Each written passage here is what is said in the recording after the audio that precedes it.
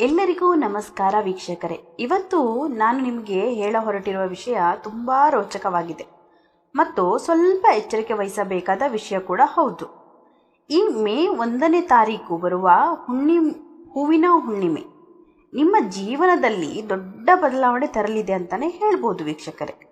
ಹುಣ್ಣಿಮೆ ಮುಗಿದ ನಂತರ 1, 2, 3, 4, 5, 6 ಮತ್ತು 7ನೇ ದಿನದ ನಂತರ ನಿಮ್ಮ ಜೀವನದಲ್ಲಿ ಏನಾಗಲಿದೆ ಅನ್ನೋದನ್ನು ನಾನು ಇವತ್ತು ಬಿಡಿಸಿ ಹೇಳ್ತೀನಿ. ಆದರೆ ಅದಕ್ಕೂ ಮೊದಲು ನೀವು ನಮ್ಮ ಚಾನಲ್ ಸಬ್ಸ್ಕ್ರೈಬ್ ಮಾಡದೆ ನೋಡ್ತಿದ್ರೆ ಈಗಲೇ ಸಬ್ಸ್ಕ್ರೈಬ್ ಮಾಡಿಕೊಳ್ಳಿ. ನೀವು ಮೇಷರಾಶಿಯವರಾಗಿದ್ದರೆ ಮೇಷರಾಶಿ ಓಂ ನಮಃ ಶಿವಾಯ ಎಂದು ಕಮೆಂಟ್ ಮಾಡಿ ವಿಡಿಯೋವನ್ನು ಕೊನೆವರೆಗೂ ನೋಡಿ ವೀಕ್ಷಕರೇ. ಮೇಷರಾಶಿ ಅಂದರೆ ಬೆಂಕಿಯ ಥರ. ಆದರೆ ಮೇ 1ನೇ ತಾರೀಕಿನ ಈ ಹೂವಿನ ಹುಣ್ಣಿಮೆ ನಿಮ್ಮ ಮನಸ್ಸಿಗೆ ಒಂದು ರೀತಿಯ ತಂಪಾದ ಪಾಸಿಟಿವ್ ಎನರ್ಜಿ ಕೊಡುತ್ತೆ ಅಂತಂದರೆ ನಂಬ್ತೀರಾ? ಹುಣ್ಣಿಮೆ ಮುಗಿದ ಮೊದಲನೇ ದಿನ ಅಂದರೆ ಮೇ 2ನೇ ತಾರೀಕು ನೀವು ಬೆಳಗ್ಗೆ ಎದ್ದಾಗ ನಿಮ್ಮ ಮನಸ್ಸಿನಲ್ಲಿ ಒಂದು ಹೊಸ ಸ್ಪಷ್ಟತೆ ಇರುತ್ತೆ. ಇದುವರೆಗೂ ಕಾಡುತ್ತಿದ್ದ ಗೊಂದಲಗಳು ತಾನಾಗಿಯೇ ದೂರ ಆಗ್ತವೆ. 2ನೇ ದಿನ ಅಂದರೆ ಮೇ 3ನೇ ತಾರೀಕು ನಿಮ್ಮ ಕೆಲಸದ ಜಾಗದಲ್ಲಿ ಒಂದು ಸಣ್ಣ ಬದಲಾವಣೆಯನ್ನು ಕಾಣ್ತೀರಿ. ನೀವು ಹೇಳುವ ಮಾತಿಗೆ ಜನ ಬೆಲೆ ಕೊಡಲು ಶುರು ಮಾಡ್ತಾರೆ. ನಿಮ್ಮ ಬಾಕಿ ಉಳಿದಿದ್ದ ಕೆಲಸಗಳೆಲ್ಲ ಅತಿ ವೇಗವಾಗಿ ಮುಗಿಯುತ್ತೆ ವೀಕ್ಷಕರೇ. ಇನ್ನು 3ನೇ ದಿನ ಅಂದರೆ ಮೇ 4ನೇ ತಾರೀಕು ನಿಮಗೆ ಒಂದು ಅನಿರೀಕ್ಷಿತವಾದ ಕರೆ ಅಥವಾ ಮೆಸೇಜ್ ಬರಬಹುದು. ಅದು ನೀವು ತುಂಬ ದಿನಗಳಿಂದ ಕಾಯುತ್ತಿದ್ದ ಸುದ್ದಿ ಆಗಬಹುದು. ಯಾರೋ ಹಳೆಯ ಸ್ನೇಹಿತರು ಅಥವಾ ಸಂಬಂಧಿಕರು ನಿಮ್ಮನ್ನು ಹುಡುಕಿಕೊಂಡು ಬರಬಹುದು. ಈ ಮೊದಲ 3 ದಿನಗಳು ನಿಮ್ಮ ಮನಸ್ಸಿಗೆ ತುಂಬ ನೆಮ್ಮದಿ ಕೊಡ್ತವೆ. ನೀವು ಹೊಸ ಕನಸುಗಳನ್ನು ಕಟ್ಟಲು ಶುರು ಮಾಡ್ತೀರಿ. ನಿಮ್ಮ ಮುಖದಲ್ಲಿ ಒಂದು ಹೊಸ ನಗು ಮತ್ತು ತೇಜಸ್ಸು ಕಾಣಿಸುತ್ತೆ. ಎಲ್ಲವೂ ಚೆನ್ನಾಗೇ ನಡೀತಿದೆ ಅಂತ ನೀವು ಖುಷಿ ಪಡ್ತೀರಿ. ಬನ್ನಿ ಈಗ ಹುಣ್ಣಿಮೆ ಮುಗಿದ 4 ಮತ್ತು 5, 6 ಮತ್ತು 7ನೇ ದಿನ ಏನಾಗುತ್ತೆ ಅಂತ ನೋಡೋಣ. ಇಲ್ಲಿ ನೀವು ತುಂಬ ಹುಷಾರಾಗಿರಬೇಕು. ಮೇ 5ರಿಂದ 8ನೇ ತಾರೀಕಿನವರೆಗೆ ಗ್ರಹಗಳ ಚಲನೆಯಲ್ಲಿ ಸ್ವಲ್ಪ ಏರುಪೇರಾಗುತ್ತೆ ವೀಕ್ಷಕರೇ. ಮೇಷರಾಶಿಯವರೇ, ನೀವು ತುಂಬ ಧೈರ್ಯವಂತರು. ಆದರೆ ಈ ಸಮಯದಲ್ಲಿ ನಿಮ್ಮ ಧೈರ್ಯವನ್ನು ಪರೀಕ್ಷೆ ಮಾಡುವಂಥ ಘಟನೆಗಳು ಕೂಡ ನಡೆಯುತ್ತವೆ. ಇದೇ ಸಮಯದಲ್ಲಿ ನೀವು ಒಂದು ನಿರ್ದಿಷ್ಟವಾದ ಜಾಗಕ್ಕೆ ಅಪ್ಪಿತಪ್ಪಿಯೂ ಭೇಟಿ ಕೊಡಬಾರ್ದು. ಆ ಜಾಗ ಯಾವ್ದು ಗೊತ್ತಾ? ಊರಿನಿಂದ ಹೊರಗಿರುವ ಒಂಟಿಯಾದ ನೀರಿನ ಪ್ರದೇಶದ ಕೆರೆ, ನದಿ ಅಥವಾ ಕಾಡಿನ ಮಧ್ಯೆ ಇರುವ ಹಳೆಯ ಪಾಳು ಬಿದ್ದ ಜಾಗಗಳು. ಹೌದು ಸ್ನೇಹಿತರೆ, ಮೇ 5ರಿಂದ 8ನೇ ತಾರೀಕಿನ ಒಳಗೆ ನೀವು ಸಂಜೆ ಅಥವಾ ರಾತ್ರಿ ಸಮಯದಲ್ಲಿ ಇಂತಹ ಒಂಟಿಯಾದ ಜಾಗಗಳಿಗೆ ಖಂಡಿತ ಹೋಗಬಾರ್ದು. ಒಂದು ವೇಳೆ ನೀವು ಅಲ್ಲಿಗೆ ಭೇಟಿ ಕೊಟ್ಟರೆ ಏನಾಗುತ್ತೆ ಗೊತ್ತಾ? ಹುಣ್ಣಿಮೆಯ ನಂತರದ ಚಂದ್ರನ ಶಕ್ತಿ ಕ್ಷೀಣಿಸುತ್ತಾ ಬರುವಾಗ ಇಂತಹ ಜಾಗಗಳಲ್ಲಿ ನಕಾರಾತ್ಮಕ ಶಕ್ತಿ ಹೆಚ್ಚಾಗಿರುತ್ತೆ ಅಂತಲೇ ಹೇಳ್ಬೋದು. ನೀವು ಬೆಂಕಿಯ ತತ್ವದ ರಾಶಿಯವರು. ನೀವು ಆ ಜಾಗಕ್ಕೆ ಹೋದರೆ ನಿಮ್ಮ ಶಕ್ತಿ ಮತ್ತು ಆ ಜಾಗದ ಶಕ್ತಿ ಕ್ಲಾಶ್ ಆಗೋ ಚಾನ್ಸಸ್ ಇರುತ್ತೆ. ಇದರ ನೇರ ಪರಿಣಾಮ ನಿಮ್ಮ ಮನಸ್ಸಿನ ಮೇಲೆ ಆಗತ್ತೆ ಅಂತ ಹೇಳ್ಬೋದು. ಇದ್ದಕ್ಕಿದ್ದಂತೆ ನಿಮಗೆ ವಿಪರೀತ ಭಯ ಅಥವಾ ಆತಂಕ ಶುರುವಾಗುವ ಚಾನ್ಸಸ್ ಇರುತ್ತೆ. ರಾತ್ರಿ ನಿದ್ದೆ ಬರೋದಿಲ್ಲ. ಅಷ್ಟೇ ಅಲ್ಲದೆ ನೀವು ಯಾವುದಾದರೂ ಬೆಲೆ ಬಾಳುವ ವಸ್ತುಗಳನ್ನು ಕಳೆದುಕೊಳ್ಳುವ ಸಾಧ್ಯತೆ ಕೂಡ ಇರುತ್ತೆ. ನಿಮ್ಮ ಕೈಗೆ ಬರಬೇಕಾದ ದುಡ್ಡು ನಿಂತು ಹೋಗಬಹುದು ಅಥವಾ ಅನಗತ್ಯವಾದ ದೊಡ್ಡ ಖರ್ಚು ನಿಮ್ಮ ಹೆಗಲೇ ಇರಬಹುದು ಅಂತ ಹೇಳ್ಬೋದು ವೀಕ್ಷಕರೇ. 6ನೇ ಮತ್ತು 7ನೇ ದಿನ ಅಂದರೆ ಮೇ 7 ಮತ್ತು 8ನೇ ತಾರೀಕು ನಿಮ್ಮ ಕೋಪವನ್ನು ನೀವು ಕಂಟ್ರೋಲ್ನಲ್ಲಿ ಇಟ್ಕೊಳ್ಬೇಕು.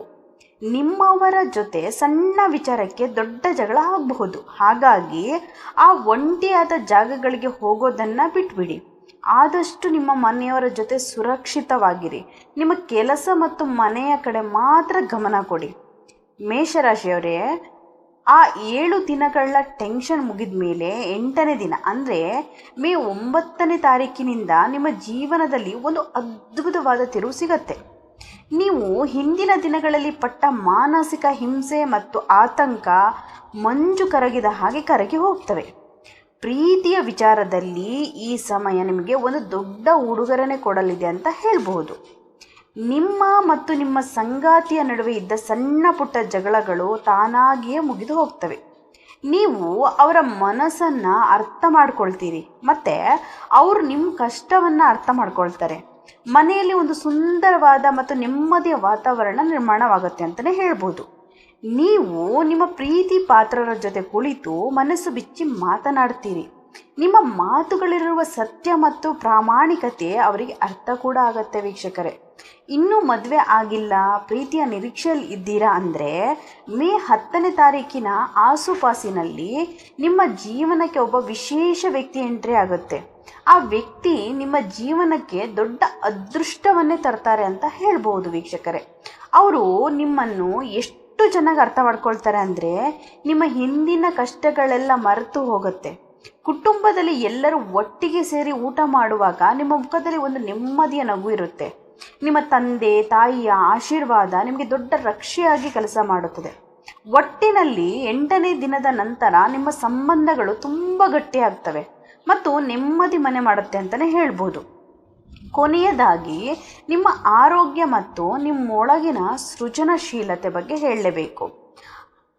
ಆ 7 ದಿನಗಳ ಕೆಟ್ಟ ಪ್ರಭಾವದಿಂದ ನಿಮ್ಮ ದೇಹ ಸ್ವಲ್ಪ ಸುಸ್ತಾಗಿರೋ ಥರ ಅನಿಸ್ತಾ ಇರತ್ತೆ. ಆದರೆ 8ನೇ ದಿನದ ನಂತರ ನಿಮ್ಮ ದೇಹ ಮತ್ತು ಮನಸ್ಸಿಗೆ ಒಂದು ಹೊಸ ರಿಫ್ರೆಶ್ ಬಟನ್ ಒತ್ತಿದ ಹಾಗೆ ಆಗತ್ತೆ. ಬೆಳಗ್ಗೆ ಎದ್ದ ತಕ್ಷಣ ನಿಮ್ಮಲ್ಲಿ ಒಂದು ಹೊಸ ಹುಮ್ಮಸ್ಸು ಇರುತ್ತೆ ವೀಕ್ಷಕರೇ. ಮೈಕೈ ನೋವು ಅಥವಾ ಸುಸ್ತು ಎಲ್ಲವೂ ಸಂಪೂರ್ಣ ಮಾಯವಾಗುತ್ತೆ ಅಂತಲೇ ಹೇಳ್ಬೋದು. ಮುಖದಲ್ಲಿ ಒಂದು ಹೊಸ ತೇಜಸ್ಸೇ ಇರುತ್ತೆ. ನೀವು ತಿನ್ನುವ ಆಹಾರ ನಿಮ್ಮ ದೇಹಕ್ಕೆ ಸರಿಯಾಗಿ ಒಗ್ಗಿಕೊಳ್ಳುತ್ತೆ. ನಿಮ್ಮ ಆರೋಗ್ಯದ ಬಗ್ಗೆ ಇದ್ದ ಚಿಂತೆಗಳು ದೂರ ಆಗುತ್ತೆ. ಜನ ನಿಮ್ಮನ್ನು ನೋಡಿ ಏನು ಇಷ್ಟು ಫ್ರೆಶ್ ಆಗಿದ್ದೀರಾ ಅಂತ ಖಂಡಿತ ಕೇಳ್ತಾರೆ ನೋಡಿ. ಮತ್ತೊಂದು ಅತಿ ಮುಖ್ಯವಾದ ವಿಷಯ ಅಂದರೆ ನಿಮ್ಮ ಕ್ರಿಯೇಟಿವಿಟಿ. ಮೇ 10ನೇ ತಾರೀಕಿನ ನಂತರ ನಿಮ್ಮ ತಲೆಯಲ್ಲಿ ಹೊಸ ಹೊಸ ಐಡಿಯಾಗಳು ಹೊಳೆಯಲು ಶುರುವಾಗ್ತವೆ. ನೀವು ಯಾವುದೇ ಹೊಸ ಕೆಲಸ ಕೈ ಹಾಕಿದ್ದರೂ ಅದರಲ್ಲಿ ನಿಮ್ಮದೇ ಆದ ಒಂದು ವಿಶೇಷ ಟಚ್ ಇರುತ್ತೆ. ನೀವು ಯಾವುದೇ ಹೊಸ ಸ್ಕ್ರಿಪ್ಟ್ ಬರೆದರೂ ಅಥವಾ ಮೈಕ್ ಮುಂದೆ ವಾಯ್ಸ್ ಓವರ್ ಕೊಟ್ಟರು ಅದರಲ್ಲಿ ಒಂದು ಅದ್ಭುತವಾದ ಜೀವ ಇರುತ್ತೆ. ನಿಮ್ಮ ಧ್ವನಿಗೆ ಜನ ಫಿದಾ ಆಗ್ತಾರೆ. ನಿಮ್ಮ ಮಾತುಗಳನ್ನು ಜನ ಮತ್ತೆ ಮತ್ತೆ ಕೇಳಲು ಇಷ್ಟಪಡ್ತಾರೆ. ನಿಮ್ಮ ಪ್ರತಿಭೆಗೆ ದೊಡ್ಡ ವೇದಿಕೆ ಮತ್ತು ಜನಪ್ರಿಯತೆ ಸಿಗುವ ಸಮಯ ಇದು ಅಂತಲೇ ಹೇಳ್ಬೋದು. ನೀವು ಅಂದುಕೊಂಡ ಗುರಿಗಳನ್ನು ತಲುಪಲು ಮತ್ತು ದೊಡ್ಡ ಸಂಪಾದನೆ ಮಾಡಲು ಇದೊಂದು ಪರ್ಫೆಕ್ಟ್ ಸಮಯ ಅಂತ ಹೇಳ್ಬೋದು ವೀಕ್ಷಕರೇ. ಮೇಷರಾಶಿಯ ನನ್ನ ಪ್ರೀತಿಯ ಸ್ನೇಹಿತರೆ, ಈ ಹೂವಿನ ಹುಣ್ಣಿಮೆ ಮತ್ತು ಅದರ ನಂತರದ ದಿನಗಳು ನಿಮ್ಮ ಜೀವನದಲ್ಲಿ ಒಂದು ದೊಡ್ಡ ಪಾಠ ಮತ್ತು ಅದೃಷ್ಟ ಎರಡನ್ನೂ ತರಲಿವೆ. ಈ 4ರಿಂದ 7 ದಿನಗಳ ಕಾಲ ನಾನು ಹೇಳಿದ ಜಾಗಕ್ಕೆ ಹೋಗದೆ ಸ್ವಲ್ಪ ಎಚ್ಚರಿಕೆಯಿಂದ ಇದ್ದರೆ ಆಮೇಲೆ ಬರುವ ಸುಂದರ ದಿನಗಳನ್ನು ಖುಷಿಯಿಂದ ಸ್ವಾಗತ ಮಾಡಿ. ನಿಮ್ಮ ನಗು ಯಾವಾಗಲೂ ಹೀಗೆ ಇರಲಿ. ನೀವು ಮೇಷರಾಶಿಯವರಾಗಿದ್ದರೆ ಓಂ ನಮಃ ಶಿವಾಯ ಎಂದು ಕಮೆಂಟ್ ಮಾಡಿ. ವೀಕ್ಷಿಸಿದ್ದಕ್ಕೆ ಧನ್ಯವಾದಗಳು ವೀಕ್ಷಕರೇ.